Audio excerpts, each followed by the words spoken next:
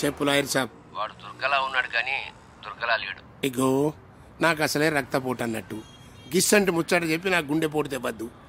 సర్లే మ్యాటర్ చెప్పు. అంటే వాడి బిహేవియర్ మాత్రం దుర్గలా అనిపించట్లేదు. చాలా విధాలు ప్రయత్నించి చూసాము, దుర్గ కాదేమో అని అనిపిస్తుంది. లాయర్ సాబు, ఈడ నేను మోహన్ కృష్ణని చంపి దుర్గగాడిని డాన్ చేసిన. ఆడ మీరు ఎవరికో ఉంగిలి పెట్టి గాడినైతే దుర్గగాడిని చెయ్యొద్దు ప్లీజ్. ఆ విషయం నీ కొడుక్కి చెప్పు. వాడిని వేసేస్తానని ఊగిపోతున్నాడు. ఆయనకి నాయనా వాడు దుర్గో రామో ఆలోచిస్తూ కూర్చోడానికి ఇక టైం లేదు. నేను డిసైడ్ అయ్యా, వేసేస్తావాన్ని. ప్రతిదానికి అడ్డుపడొద్దని పిచ్చి లాయర్ గాడికి చెప్పు, లేకుంటే ఈయన్ని కూడా వేసేస్తావు.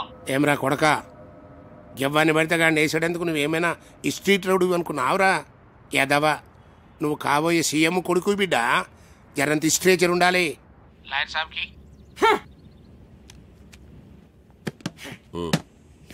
గాడి దుర్గగాడి అని జర్రంత డౌట్ వచ్చిన సప్పుడు చేయకుండా బ్యాక్ వచ్చేయండి.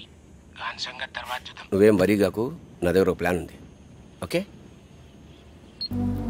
అజ్ఞాతవాసం చెడిపోయింది, ఇంకా ముసుగు తీసి